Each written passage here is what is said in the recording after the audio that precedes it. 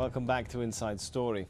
Well, death to Arabs and kill the Jews. This is what you hear on the streets of a city often held up as an example of coexistence.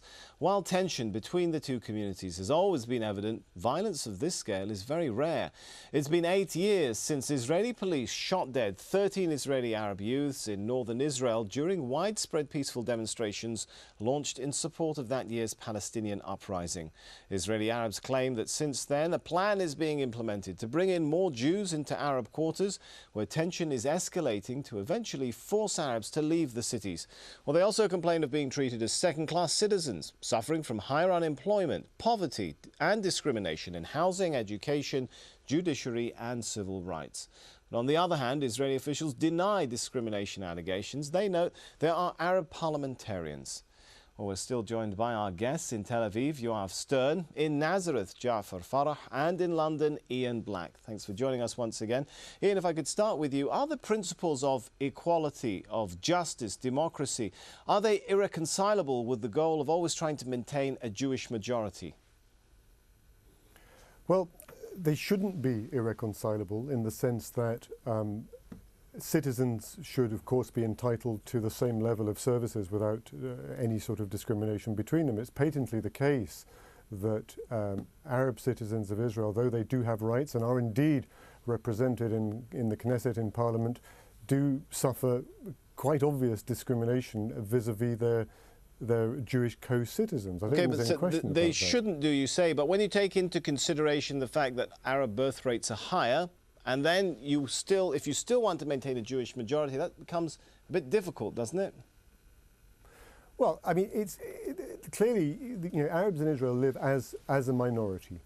Israel is a democracy. In terms of how it relates to that substantial national minority of 1 in 5 of the population, it's clearly a flawed democracy in the sense that there is not equality of services, of opportunity, of the other sort of things that go to make up a normal life in a functioning democratic state. The question is, can you narrow those gaps? Can you introduce equality if the political will is there? Or is it, as your question suggests, is it impossible, taken the very nature of Israel? I think in theory it should be possible.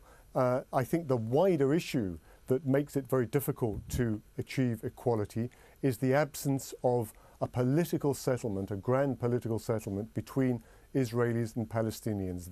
The Arab minority, the Palestinian minority in Israel are connected umbilically to the larger group of people who live in the occupied territories and the Palestinian diaspora beyond that. And until that relationship is worked out, put on a more equitable, peaceful basis, then it seems to me it's going to be very difficult to sort out the internal problems in Israel, and the sort of tensions that we're seeing will persist. The question is, right, can they be alleviated in the current circumstances? Very hard to say. Right, let's go over to Yoav once again. You've walked and been through many mixed cities.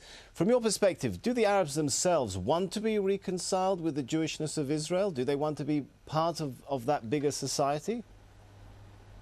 I think that even on the political level, of course in the street they want to stay in Israel, they want to live in Israel, they want to have better rights, they want to live better life, that's for sure. They have what they have to say about the Jewishness of the state of Israel. But we should also say one thing, that even on the political level of the leadership of the Arab population inside Israel, the Palestinians of Israel, there is no demand to dismantle Israel, to wipe Israel off the map. The borders of Israel is very clear. And whether you say it's a Jewish state or whether the majority is Jewish in this state, it might be the same, okay? If Jafar Farah, who sits in Nazareth, is a citizen of Israel, he's not Jewish, but he can be a citizen of Israel, and what he wants, what he said in a very important document he took part in writing last year, what he says, I want to be a citizen of Israel, I want to have my autonomy on certain issues, but definitely we can hear it from him, he doesn't want to have Israel disappeared.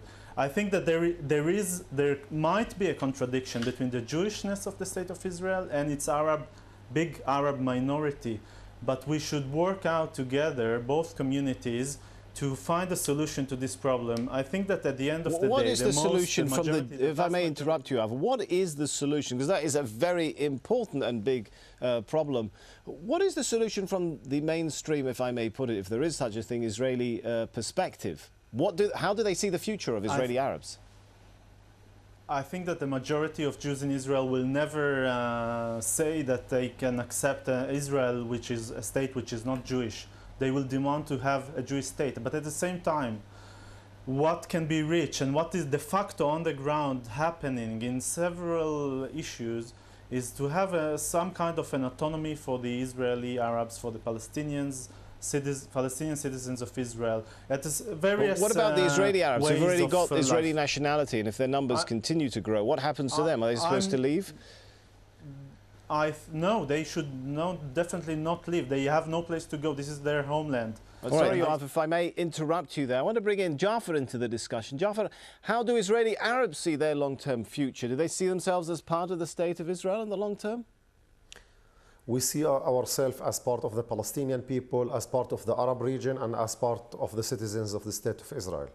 This state should not be Jewish democracy. This state should represent the needs and the collective needs of the Jews and the Arabs, Palestinians. And this means that we have to arrange our relationship. This means that the nature of the state should respect our existence and the fact and our history. Acre is not only Jewish city. Acre is also Arab city and have history of Arab citizens living in Acre. The same thing in Haifa, the same thing in many places. I think what we face today is marginalization of the Palestinian community inside Israel and to try to push us again and again outside of the whole political debate and the political scenario. Since 95, since Oslo agreements, there is systematic marginalization of the Palestinian community to take us out of the political debate. Because in 93 to 95, the political leaders of the Arab community were supporting the Oslo process. And since then, the extreme right wing, the settlers, were targeting the Palestinian community inside Israel and tried to push us out of the whole political debate in Israel. In total, we don't have only 13 Arab citizens that have been killed by police forces. We have 42 Arab citizens. By also citizens, civilians. Jewish citizens have been killing Arab citizens in the last 8 years. 4 Arab citizens have been shot and killed in terror attack in a bus in Shfa'amer. So we talk about police violence and we talk also about civilian violence. If ultimately that means that Israel loses its Jewish majority, the inclusion and greater inclusion of Arabs, so be it. I don't think Israel is losing its Jewish majority. Nobody is planning to fight the Jewish majority. It's not the question. It's the question which kind of minority, which kind of protection. We will not accept a situation that the legal system systematically discriminate us. In the legal, there is over 30 laws that discriminate the Arab community in Israel. Actually, equality is not part of the legal system in Israel. Equality is not protected in the basic laws in Israel. Equality is not protected anywhere in Israel. In the social economic discrimination, state budget, only 4% of the state budget, development state budget, is allocated to the Arab community. So the result is that we face systematic discrimination. Right. We've just got about a minute left, so I want to try and bring in Yoav. If I'm sorry to interrupt you, Jafar, I want to bring in Yoav quickly. A lot of attention we're paying to what the government's doing, official policy. What about the social environment? Does that need to change? And I'd like to quote Rabbi Gilad Karev, who speaks about his concern that rabbis paid by the state are encouraging people not to rent apartments to Arabs. I mean, how do you get over social problems like that?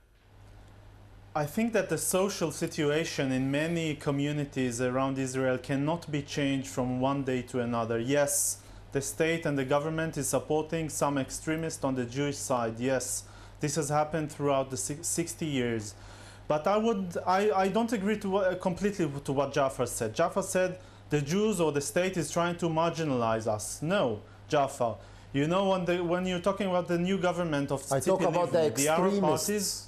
The Arab parties are not interested in taking part of this coalition. I asked them, were you? But Ghalib Majadli is a minister. Ghalib Majadli is a minister. Ghalib Majadli is a minister inside the Labour Party, and many people on the Arab side tell him, you are not allowed to run inside the Zionist party. Of course he is a minister. Ghalib Majadli is the first Arab Muslim minister in the state of Israel, and in the last year he's done a lot for the Arab sector because he's part of the political game. And the Arab parties are interested to stay in the opposition because they can't join an occupation government, Jafar. All right, that's an important point. Let Jafar very quickly, in 5 seconds, I'll let you have a final last word there. Yes, we want to end the occupation and to have peaceful agreement between Palestinians and Jews. We have special status as a Palestinians and should be respected. All right. And our status as a minority should be protected. This is what we need. All right. I'm afraid we are out of time. We'll have to thank our guests, Yoav Stern from Haaretz newspaper, Jafar Farah from Musawah Center, and Ian Black from The Guardian newspaper, unfortunately had to leave us earlier on. Thank you, the viewer, for joining us here on this edition of Inside Story. As always, we welcome your comments and suggestions. Email them to us at insidestory@aljazeera.net. For now, it's goodbye.